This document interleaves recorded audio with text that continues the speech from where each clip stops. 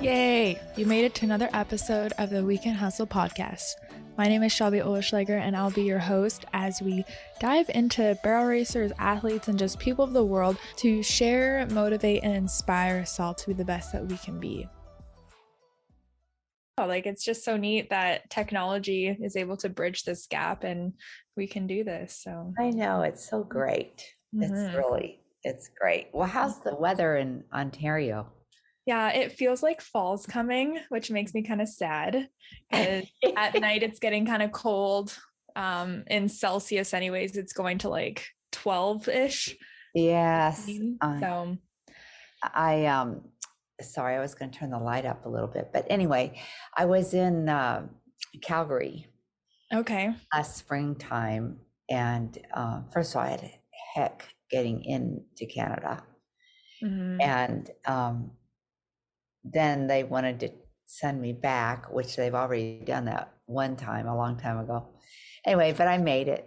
So that was good. And I love Canada. It's great. Yeah, it's good. I enjoy it. I always my goal would be to go down to the States or be able to have the flexibility to live in Texas area for half the year and then come back home. I know. Right? That ultimate balance. That would be the best of everything, because it's definitely the time to get out of here, out of Texas in the summer, and time to get out of Canada in the winter, right? Exactly. It'd be perfect, the best balance. And I actually was in Texas. I was in Oklahoma and Texas a couple years ago, just interning and working for trainers. And people are like, do you not know? Because I've left in July to go down there. And they're like, do you not know what the weather's like? And you're doing it backwards. Usually people go in the winter down there. And I'm like, well, it was it just worked out. I'm like, I'm just going to go now. And I did it. So you go when you can, right? Yeah. Did you go for barrel trainers or cutting trainers? Yeah, it was a few futurity trainers for barrel racing. And it's very interesting. It's cool. It's such a world down there. It's like another country. It's a culture. But it's fun. And even within the culture of the horses, there's the cutting culture and the barrel culture and the reining culture and the rein cow horse, and our lives cross over now more because of podcasts and some of the multidiscipline events. But for years, we just didn't. Yeah. You just kind of stuck in your lane a little bit and did what the cutters did, and we do what the barrel racers do. And it's cool. And that's why I'm really excited to chat with you today and just hear a bit more of the cutting side and your experience, because I don't have a lot of experience with that. It's a new world to me, and I'm sure some of my listeners feel the same way. So it'll be interesting to just hear a little bit, hear the similarities that come with it, because I've really realized there's a lot of common denominators when I've been talking with people, and it's cool how they all relate.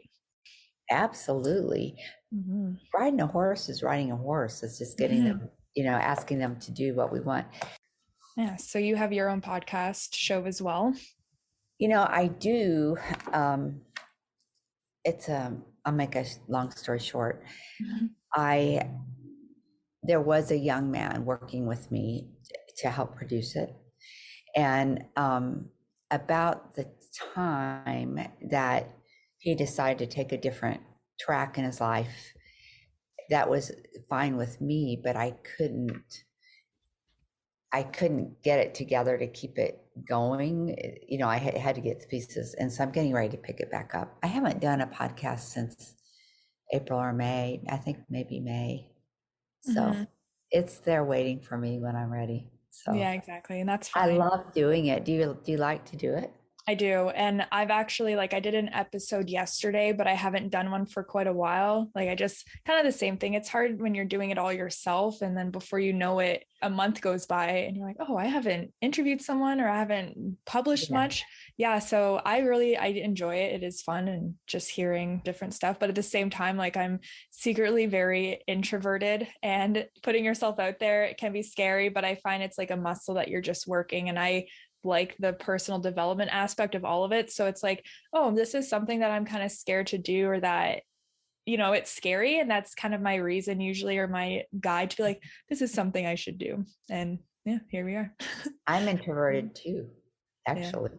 So yeah, you get over it. Like, or no, I don't think it's like, it's not a bad or good thing. It's just what it is. Right. And if you're someone that when you say something and it actually means something, it has so much more weight than if you just talk.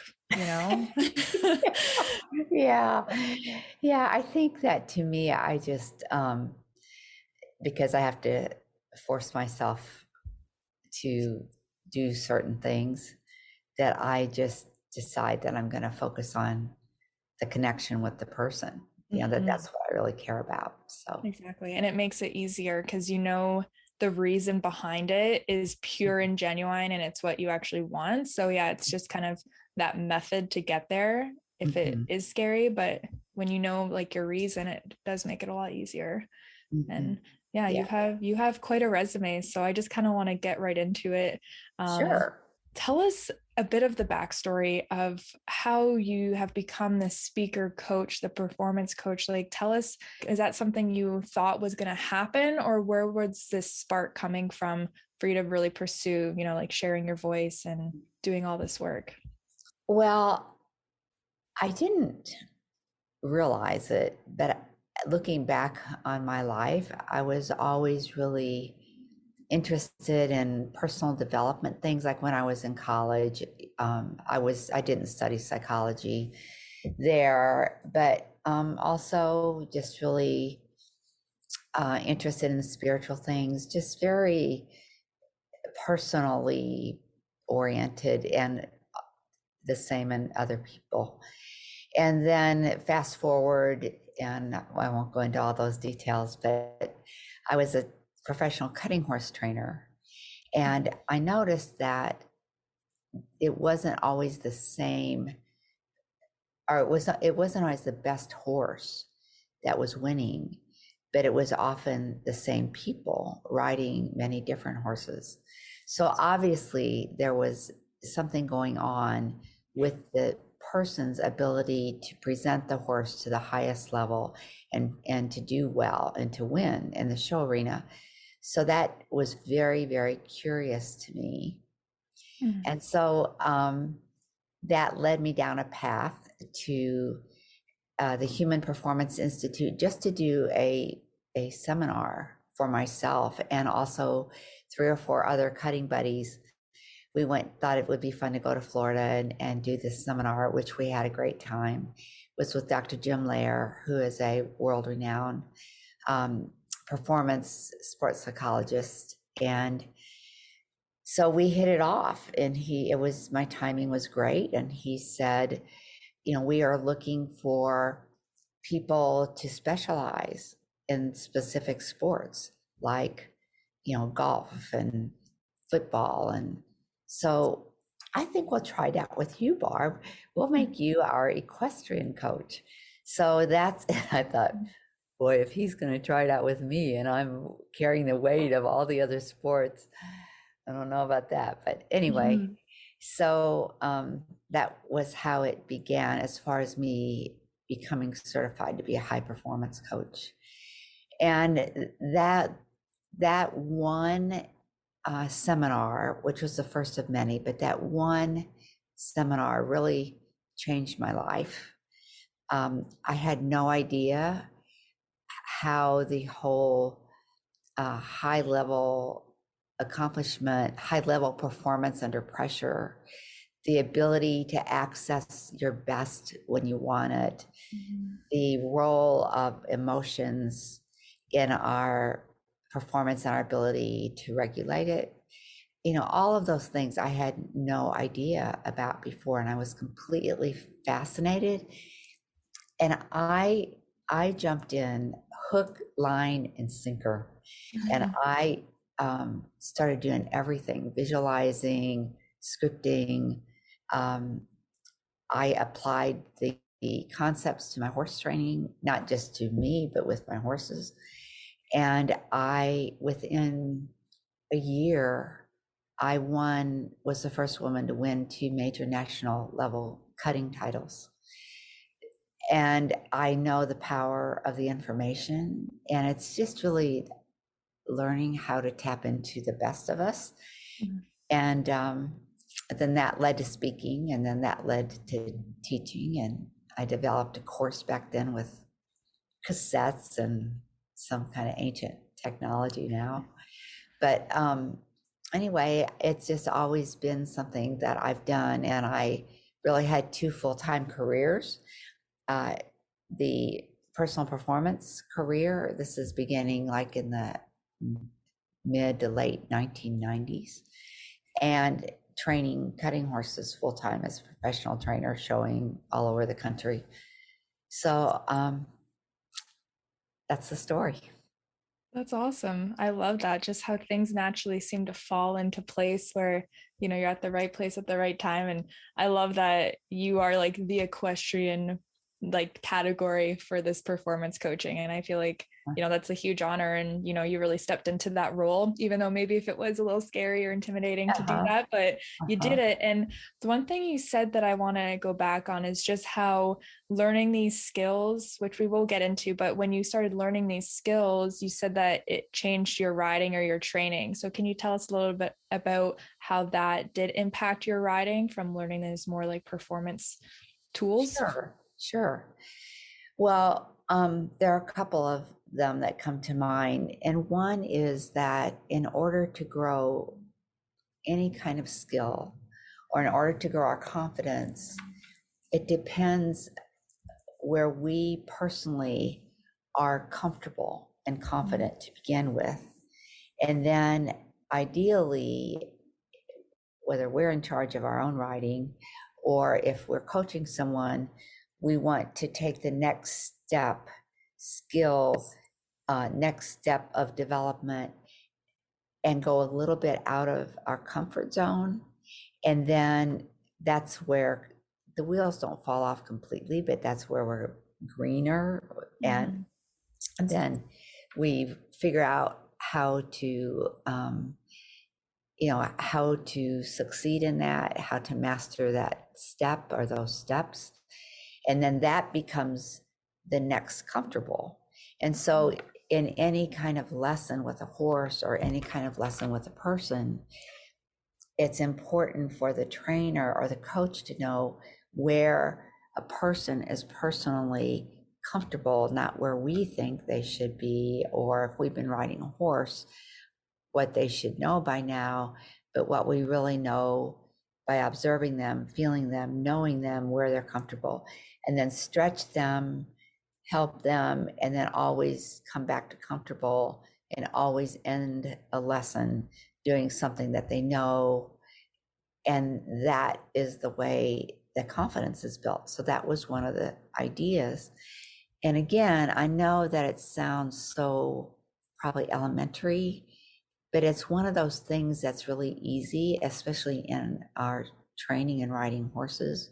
We want something, so we kind of go right for it, and we're not always aware of where a horse is or where they are that day. And so when we stretch a horse or ask a horse to do something, or ask a person to do something that they're incapable and is way away from their comfort zone, then we actually reduce their confidence. And that's true, like when people have accidents on horses, they think that they should be able to go back to where they were before the accident. But the reality is they have a new comfort level, and that comfort level is always the place where we start. So that's the first thing. Then the other thing is a concept called recovery. And recovery is the ability to, when your heart rate comes up and you're in a high stimulus or stress situation, stress might be like stress, stress, but it might also be just putting a lot of energy out, just amping up the level and frequency of the energy exerted. If we don't take opportunities when we can to get our energy back and lower our heart rate, reduce our breath rate, reduce our brain wave activity, reduce tension in our muscles. If we don't condition that skill, then, and if we stay on that amped level, and that amped level could be positive, like excited, but it could be negative, like angry or frustrated. But if we don't create these waves of putting energy out and getting energy back and training ourselves to lower our heart rate on demand, then our performance goes down as that heart rate and tension goes up. So with the horses, I learned, and the recovery has to be trained. It's kind of our natural inclination.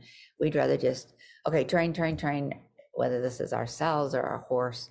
Okay, let's do it again. Let's do it again. Let's do it again. Okay, I just want to make sure we've got this. Let's do it again.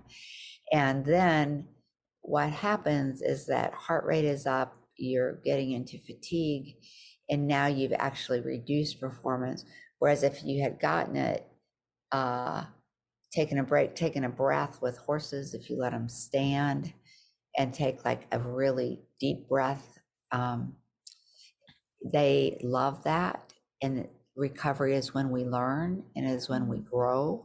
And that is why it's so important that we train it. So I train, still do, all my horses, that whenever we pause, stop from loping, stop between a cow, that they have the opportunity to exhale deeply. It goes a little beyond licking their lips. Licking their lips is good. That's the first behavior of relaxing, because when they're tight, they hold that saliva in their mouth, and that's what that licking and chewing is. But it's really a deeper level of an exhale. Wow. So those are the two things that come to mind with the horse training.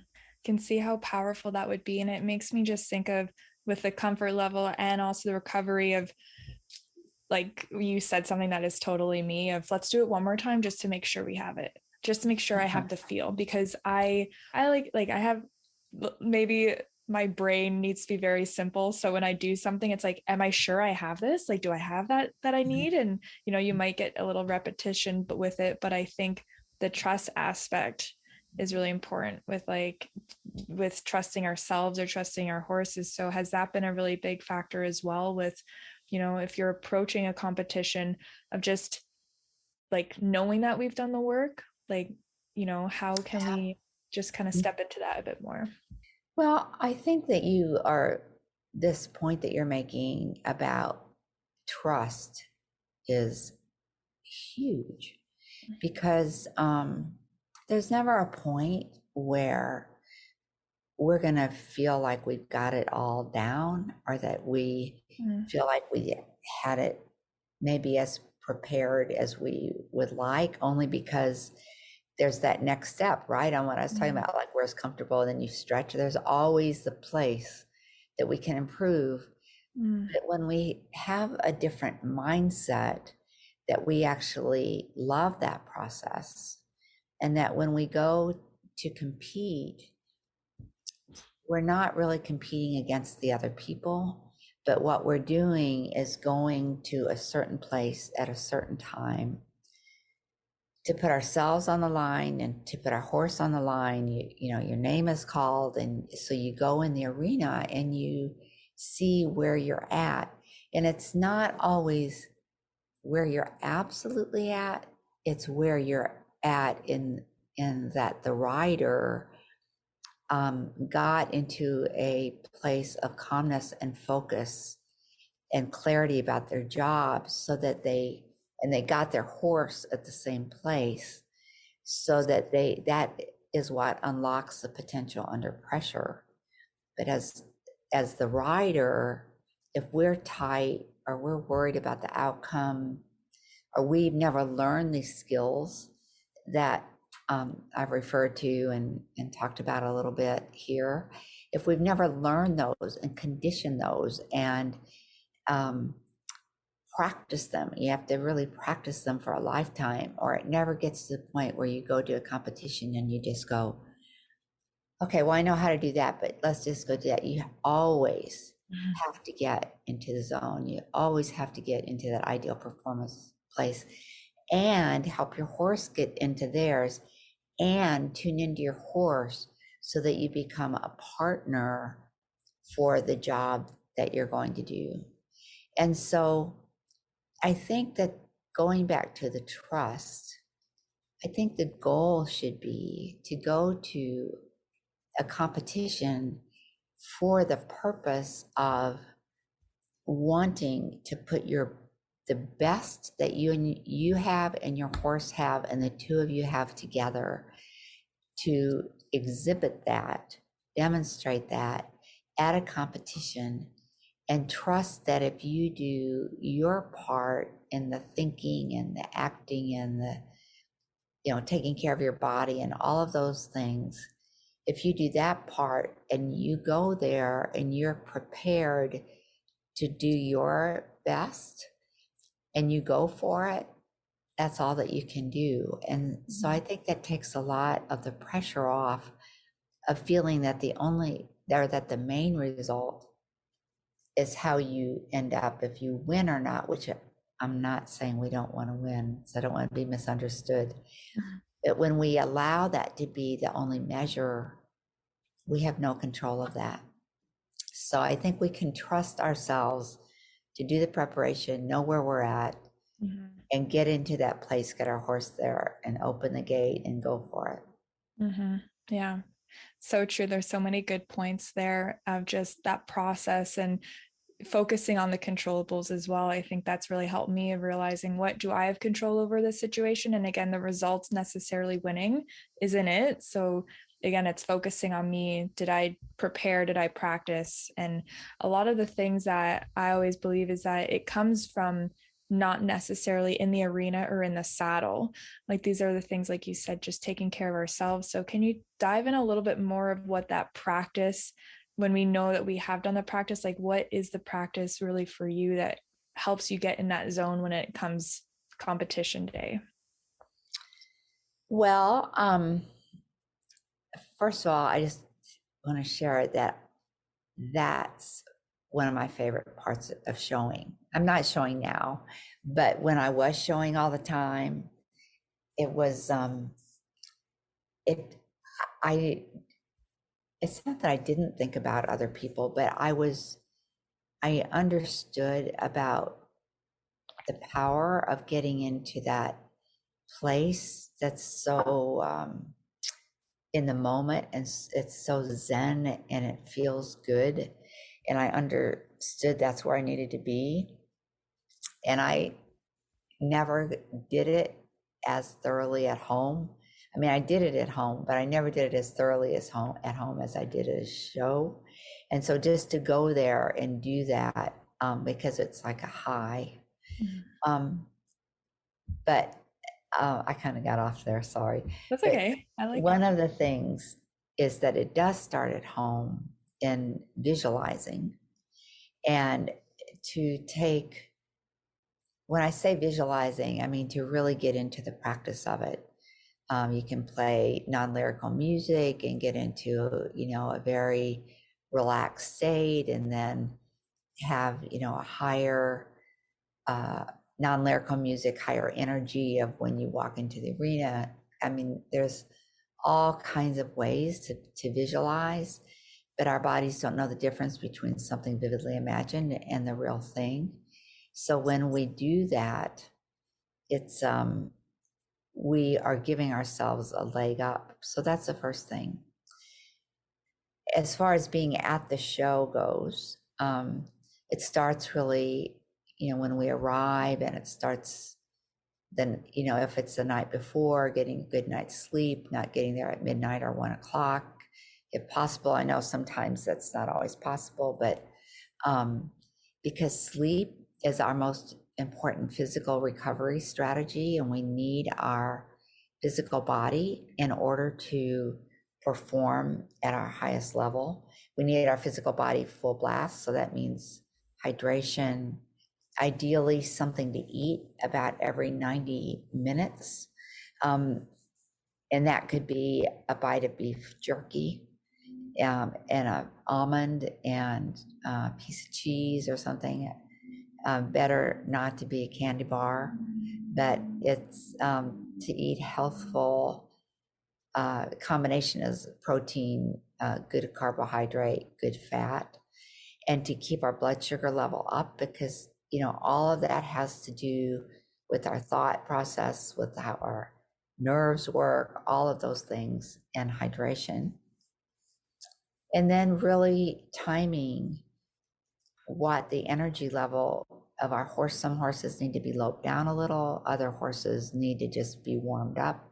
How do you time that so that you're ready and you have done some, thinking about your job during the warm up, or maybe when you fed in the morning.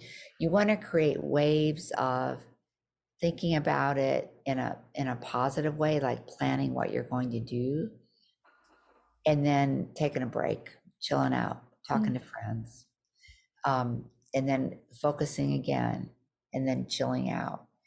Up into, for same thing for your horse, getting your horse ready, up into the point where you're ready to go into the arena, and you do a pre-ride ritual. That's the final getting your horse ready, getting yourself ready. You're talking to yourself, okay, let's go, I'm ready. Maybe, and coaching yourself, whatever it is that you do for yourself and for your horse, putting it into a ritual. And then as you ride, coaching yourself the whole time. Mm-hmm. Whether it's your eyes, your breath, easy, okay, let's go, whatever the energy is, whatever the physical thing is. So yeah. Awesome. And just the idea of coaching ourselves, I always think like we are our own best coach, like at the end of the day, it is only us ourselves in the arena. So I guess learning what really is effective for us is so important. Just what you said about the waves of, so when you're warming up, or, you'll get focused and get zen, get in the moment, and then you'll relax and go hang out with friends. Like, I feel like myself, maybe I've missed that piece. Cause like I said, it's like, I'm always like, want to make sure I have it. Like, I want to make sure it's here. And so like right before I go in, it's like, do I have the feel still? And then sometimes if I don't feel like I have the feel, then it's like everything I've done didn't matter, because that moment, that last minute, it was like, oh no, I lost it. Just what you said there, one of the things that really helps that, Shelby, is I think that is focusing on our horses and making sure they're in that place also, but not feeling like we have to make sure that they've got it. But when we do something and they come back to us, then what we do is we want to reward them by not doing it. Mm-hmm. And then we can see them get brighter and more comfortable and trust us. So that's just an awesome thing. And I think that can take some of that making sure part away. Mm-hmm. Yeah, thank you for that. It is true. It's kind of putting the focus maybe into how they're feeling, like making sure we're checking in on them and not just focusing too much on ourselves, but knowing like that we're putting the work in on them as well. And that was kind of what I was going to ask. So you mentioned the waves of getting kind of tuned in and then going to talk with friends. So when you're warming up your horse, you mentioned a while ago about just stopping, like part of your recovery of just stopping, letting your horse take that breath. Is that part of your warm up as well, of maybe, you have 20 minutes before your name's going to be called. So you're getting ready, you're warming up. Would you kind of dedicate a few minutes of focused work to get your horse, you guys mentally and physically warmed up? And then would you just stop? Like, would you kind of keep on that wave while you're preparing for your competition? Yes, that's a great question. And that's because, and it really goes back, it's a very similar question to, thinking about things and then chilling out with friends, and, thinking about things, even though it might be internal, is putting energy out. Whereas hanging out with good friends and having a conversation feels like you get your energy back, even though you're just kind of shooting the breeze. But the recovery piece of taking a breath or lowering, and for a horse lowering their heart rate, for us lowering our heart rate, what's important to remember is that is when we grow. That is when, while all the work that we have done prior, in those moments before we take that break, that is when that work gets into our bones, or it gets into a horse's bones, or it gets into a horse's confidence. And we're used to having to test it. I want to make sure. Whereas if they do it, or if we do something and then we take a break, actually in our mind, in our physiology, that is when we allow it to be absorbed. Where if we don't do that, we actually diminish the impact of what we just did. So that recovery ability for a horse, horses really quietly hold on to tension. That's when their jaw is tight. That's when they don't exhale when we stop, because most people don't wait for them and give them the opportunity to do it, and they don't do it every time. So recovery is really trained at home, just like a maneuver would be trained at home, like lifting a shoulder or something like that, or a turn. And so what happens is that when you train recovery in a horse, and you've been trotting circles and you stop, you just wait for them to exhale. And it might take a long time at home until they do it, but they will. And then they'll go, oh. But then when you do it every time, then when you stop, they trust, there's that word, they trust that you allow them to do it, so they'll do it. So when you're at a show, they might be feeling more excited, or we might be feeling more excited, and they feel us. So it is super important to do that at a show as well. But theoretically, if we've trained it so it's almost an automatic skill at home, then it shouldn't really take a long time at a show. I hope that makes sense. That makes lots of sense. It's very necessary, because that's when a horse really releases their tension.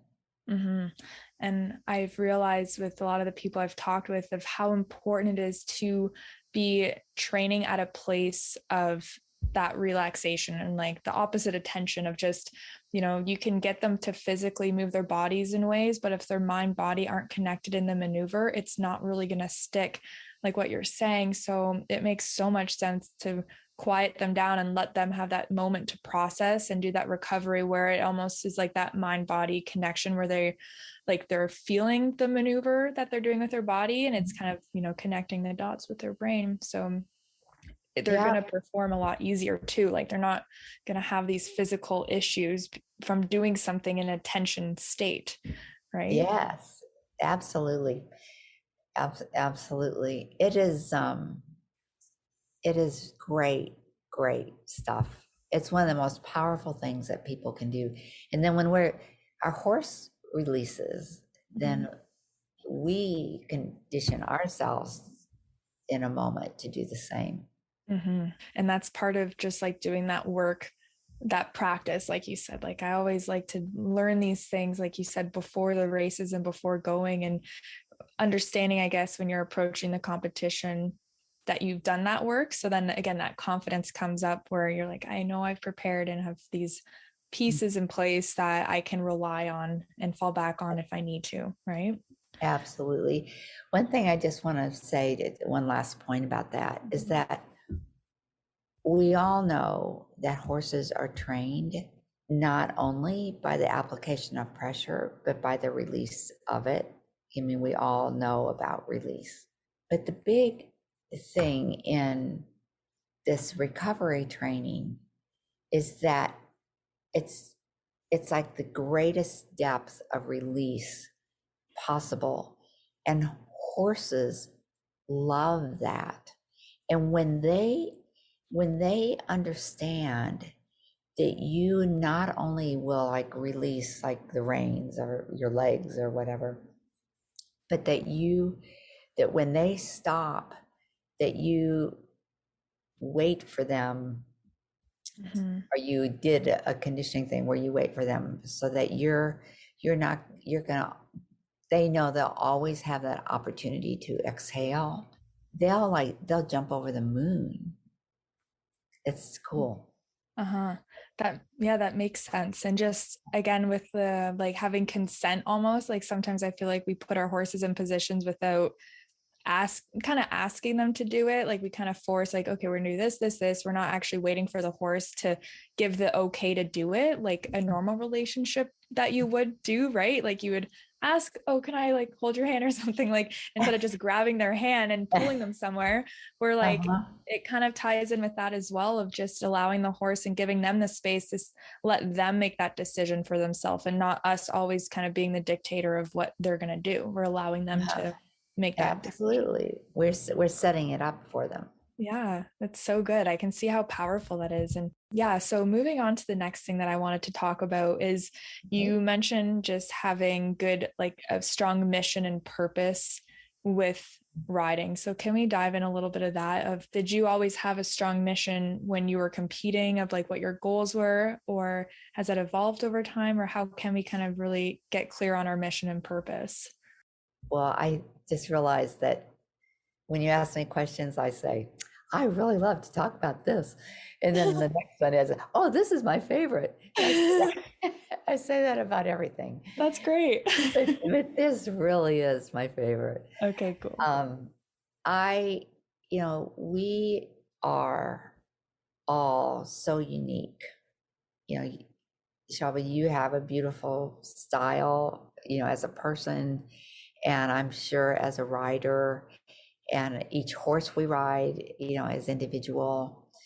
And in our lives in general, we often think that we have to conform, and conform's a kind of a strong word, or that we have to not always be able to show like who we are, that somehow will be discovered for something like who we are and won't be accepted or whatever. And because we're all so unique, our reason to ride and to show is also unique. And for me, once I discovered this performance information, my reason to show was because I had so much fun with it, and I loved going in the show pen because it was one of the highest highs of my life, and loved the relationship with the horse, loved what it took to get ready, loved getting into that ideal performance state, could see the results. And so that's what I loved about it. And that would probably not be anybody else's purpose, or maybe it is, I don't know.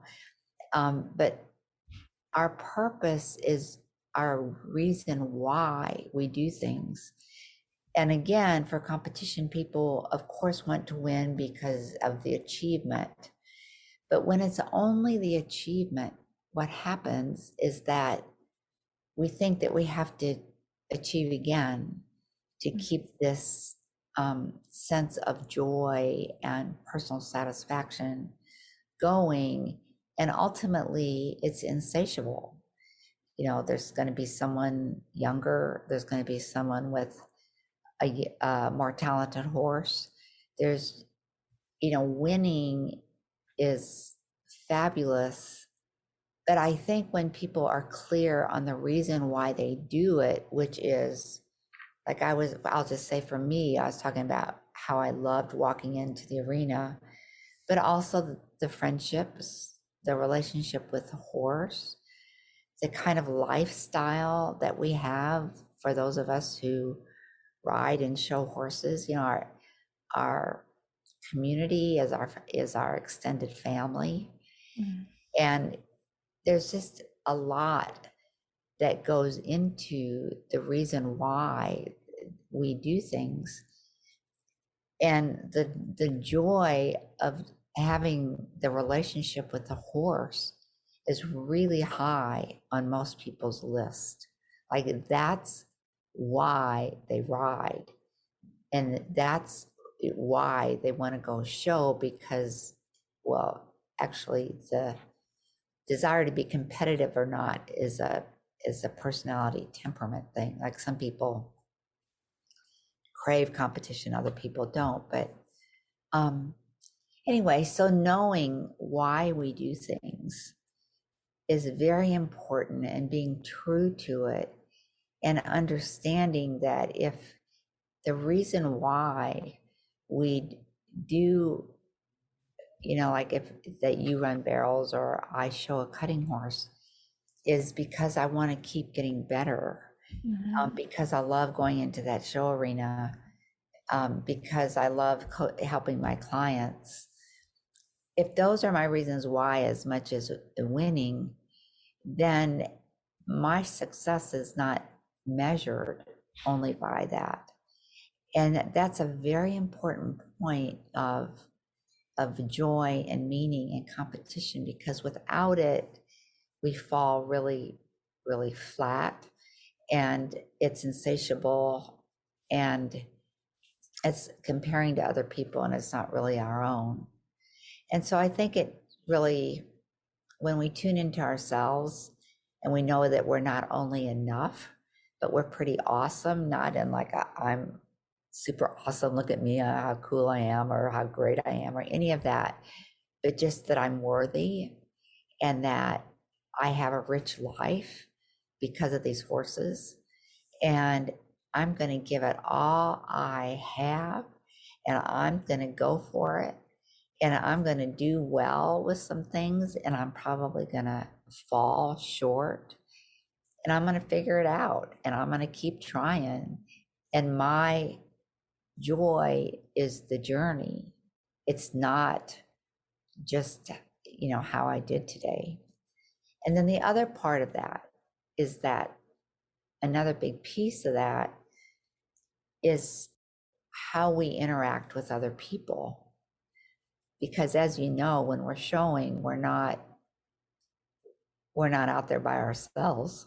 We're with a lot of people. And I think it's easy, it shows that the wonder, you know, what do people think about me? And, you know, like, what are they giving me? And what kind of focus is on me? But really, when we do well, or even when we don't do well, and we handle it with grace, we impact people, and it's an opportunity to give to people. And my mentor, Dr. Lair, you know, he has taught me that that when our purpose highly involves the contribution that we make to other people, that, you know, that is one of the most fulfilling things. So there are a lot of things that go into the purpose, and our purpose, if we stop and think about it, you know, what we love, what do we want to achieve? Some people want to, you know, be in the top 3 or win. Other people just want to have a good time at the show. It doesn't matter what anybody else wants to do. It's what you want to do, and then how you value it. And then how is your character towards other people? Yeah, that's jam-packed. And everything you just said, really, it speaks to me, because I think I've gone down that journey of thinking everything lied in the results. And then I was super unfulfilled, and it almost made me do worse, because it's the thing I wanted so badly I wasn't getting. So I was not coming and showing up at a place to actually succeed, and even to get that result, because I was just so negative because I haven't had it yet. Where the shift is really, again, for you, and it's so true, realizing your why. having that solid why and that purpose and the reason, and it is so unique per person. And yeah, it's so good. Yeah, and showing nobody can take that away from us, like a love for a horse, and just even the love of that vulnerability and putting ourselves on the line and getting in the ideal performance state and seeing what we do well and what we didn't do well, and just the whole journey, knowing whatever it is enough and rich. And to me, the measure is, am I tuned in to my purpose and my why, and am I fulfilling it? That's my main measure.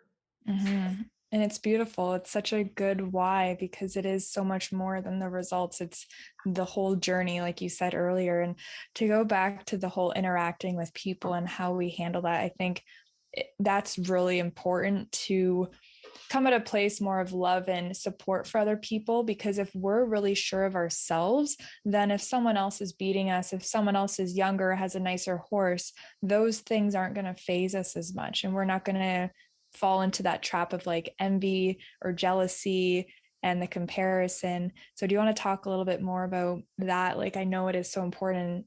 Like, once I kind of let go of that, it really changed my game, and just being truly supportive and happy for other people's success. Yes. When we get on a road of having our why, and hopefully, or one of the most fulfilling things for many people is the constant learning. And because there's always something to learn, and there's always a little spot in a run that wasn't even a winning run. And to watch the video, not because, oh man, that was so awful, but because you want to polish it. You just want to keep picking up the pieces. You want to keep finding the pieces. You want to put the puzzle together. And I think that there will always be people at a competition who are more experienced, have a better horse, whatever it is, just have just a few more years or a lot more years down the line. And then there's always going to be the people who have not, like that are just starting out and really green, don't really know. And I think that we can, to me, when I watch the really great riders, I just want to learn. I want to learn from them what I want to adopt and put into my program. How do they make that cut? How do they step up there and slither through those cattle and present themselves to the judge and put their hand down, and whereas the next person, even that they might even do well, but I don't care for their style as much. I'd rather emulate the other one. And so to me, the people who are more accomplished are a comparison of better or worse than us, for our value or our worthiness is very toxic. But as learning from them and taking pieces, and if we really have this mindset of growth, I just want to keep getting better. So then you can admire people and you can say, I love what they do with that. And I know how hard they worked to get there. And I'm respectful of that. And then and you can admire their performance, no matter even how they treat is not the right word, but how they interact with you, because what you're doing is taking what you admire about them.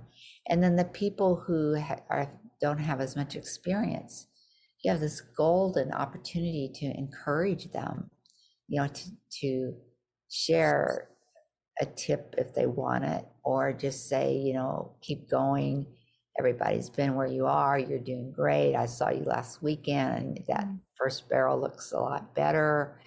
Whatever it is, because that means so much to those people. Just like if a rock star person came up to one of us and said, gosh, Barb, you look good out there. I go like, oh man, Jesus just spoke to me, and told me how good I look. So I think that there are opportunities on both sides, and that's how we can enjoy other people without comparison, as we embrace and give gratitude that we're on our own road and grateful for wherever we are.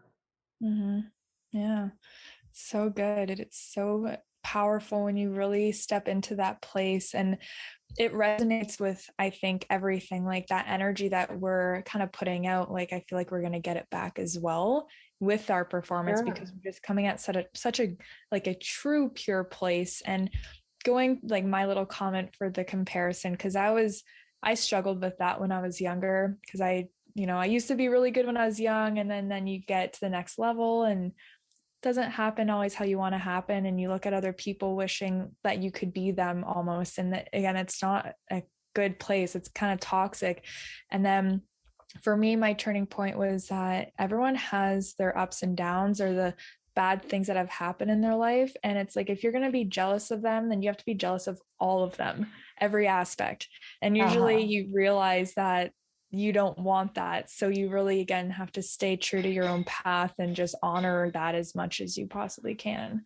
So yeah, that's really good, Shelby. It's like, well, sometimes I wish I was you, but would I trade your problems for my problems? yeah, right. I think I'll keep mine. Yeah, I'm familiar with them.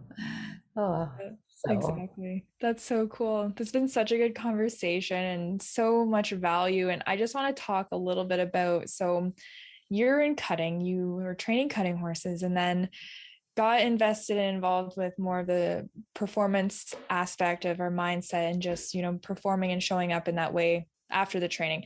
So your accomplishments, like, I want to talk a little bit about that. What was it like with the cutting, being one of the first women to win those 2 legs of the Triple Crown? Can you walk us through that experience? Yes. Well, it's always magic. Feels like magic when you win. There's just no getting around that. And I always say that God lines up, at least in cutting, and I don't know if it's like this in barrel racing, but that as Shelby, there are so many things that have to come together.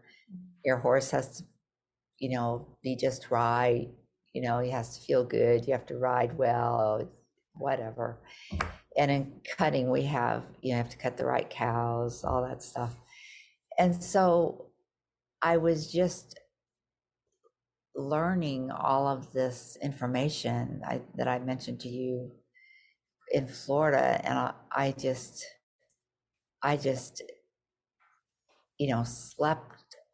slept and drank it and ate it and thought about it all the time and could see the difference. And part of that training is not to think about the outcome, because you have no control of the outcome.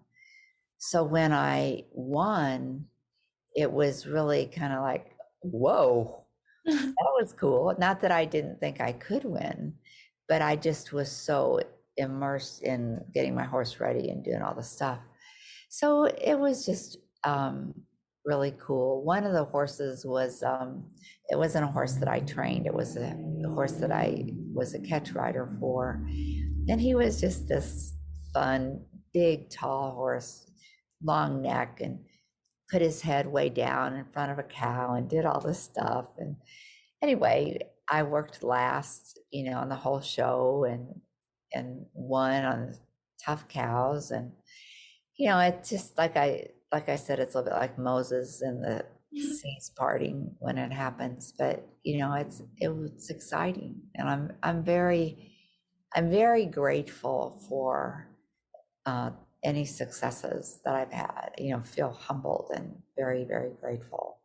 Yeah, that's awesome. And I've actually had a similar experience this year. I feel like I've had a really big turning point to more of your approach and your viewpoint of competition. And I had two of my futurity runs back to back. They each one got better. And I was so shocked at the result because I wasn't even thinking about it. You know, I was just, like you said, working my horse, doing my job. And then when I heard the time, it was like, because like it actually worked. And I was like, this is amazing. I know, it's kind of like icing on the cake. And when you do that, and when you really are doing your job and immersed in it and feeling good, and you do, if you don't do well, you know that you've done everything that you can, and that's all that you can do. And when you do well, it just really is like you know, it's just a big smile. So congratulations. Yeah, thank you. Yeah, it was really cool. And yeah, it was just, it's just the reason that we show up, right? Like it was just, again, the icing on the cake. I like just what you said of, if you know you did all the work, even if you don't get the results, you can still feel kind of confident and sure that maybe it wasn't your day. Cause again, like you said, there's so many variables involved and actually, you know, all the stars aligning for you. And sometimes it just takes a while. But again, if you know that you're doing the work and like people listening, they're listening because they want to learn and evolve and grow. So if you keep applying these principles and let's say you don't get the actual results, but you can be confident in yourself that you are doing the work and you're showing up. So I don't want to leave you too much longer, but I just really thankful for you for spending the time with us. And for anyone listening, anyone listening that wants to follow you and find out more, where can they find you? My website is Barbra, and that's Barbra. It spells a little bit differently. Schulte, SCHULTE.com. I'm excited. We're redoing our website, so that's certainly a work in progress. And then I have a Facebook page, Barbra Schulte. It's called Barbra Schulte, The Best Way to Ride. And I, you know, post memes, and I have, this is something that your listeners might really like. I have a daily Monday through Friday inspiration that I do, that I send out. And it's just anywhere from like 6 to 10 lines, short sentences, just about anything from purpose to visualization to horsemanship, and they're free. And so people can go to my website and sign up for those. And then my Facebook page, those two places. Okay, perfect. I do online courses that I open and close. And with the launch of my new website, some of my courses that I've opened and closed in the past will be open and available for people. One of them is Shine in the Show Pen, which might be something that people would be interested in. So, and I do Sunday videos that are free and usually 3 to 5 or 6 minutes. And I just have fun and talk about some concept. So it could be performance, it might be horsemanship. I have a horse named Nick. He's famous in some circles. Yeah. So anyway. Awesome. Cool. Yeah. Hopefully everyone checks that out. I do have one final question that I forgot to ask, but if there's one last piece of advice, one final thing that you want all of us thinking about, and, you know, just that one final piece of advice, what would it be? It would be to really listen to your heart about what you love and what your dream is.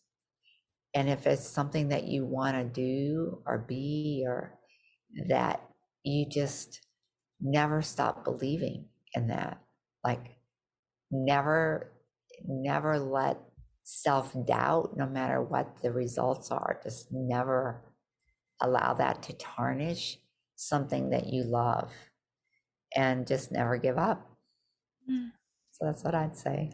I love it. Thank you so much, Barbara, for taking the time and doing this today, and really, really enjoyed our conversation. Thank you, Shelby. Thank you for having me, and thank you to all the listeners. I appreciate you all, and I wish you all the best. And Shelby, you keep up your good work. Thank you. I will. Okay.